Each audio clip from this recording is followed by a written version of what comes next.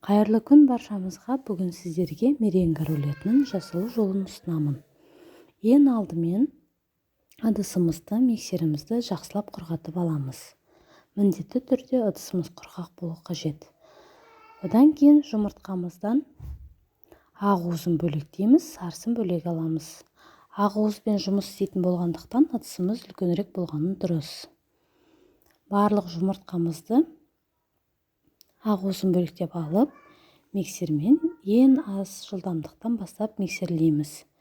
Көпірген сәттен бастап біртіндеп қантымызды қосамыз. Соған сәйкес жылдамдықты да арттырамыз.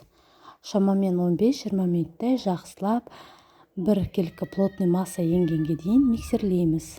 Артынан лимон қышқылын қосамыз қасықтың ұшымен. Біраз миксерлеп, крахмал қосамыз. Крахмалымыз кукурузный болғаны дұрыс. Мінекей, жақсы ұстады меренгамыз. Енді осыны пергамент қағазына жаямыз. Противеннің бетіне міндетті түрде пергамент қағазы қажет болады.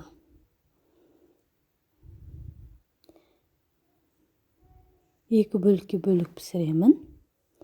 Сонда менде 2 рулет шығады.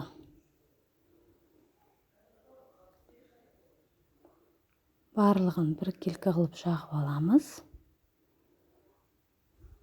Пешімізді 150 градусқа қыздыруға қоямыз. Және де осы температурада пісіреміз. Шамамен 45 минуттай. Мінекей меренгамыз пісті. Енді осыны екінші таза пергамент қағазына ауыстырамыз. Пештен алған бетте. Және осылай суытамыз.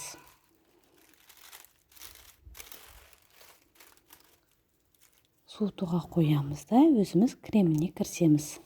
Крем жасайтын ыдысымызды алдын ала 5 минутқа холодильникке қойып алдым. Ендігі осы ыдысқа сливкемізді құямыз.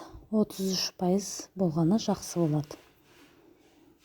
Сливкеті де көпіргенше миксерлейміз. Жылдамдығын ақырындап біртіндеп арттырамыз. Содан кейін қант ұнтағын қосамыз. Қант ұнтағымен де жақсылап миксерлеп, артынан творожный сырды қосамыз. Мінекей біздің почти креміміз дайын болды меренгаға қосатын. Енді бұны да жақсылап миксерлейміз, қоюланып ұстағанша. Әдетте меренга рулетінің ортасына мен банан және киви салатынмын. Осы жолы тек бананды ғана турап саламын. Бір меренга рулетіне 2 банан жетерлік. Турап алдым. Ендігі осы суған меренганың үстіне ең бірінші кремімізді жағамыз.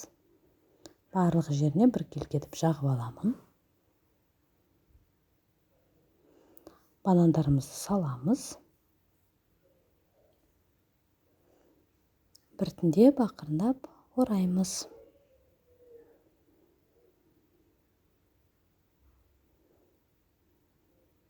Ендігі осы меренга рулетін бетін өзіңіз қалауынша әдемілейсіз.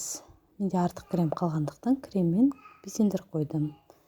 Беттеріне құлпынай, малина немесе гранатаның дәндерін қоюға болады.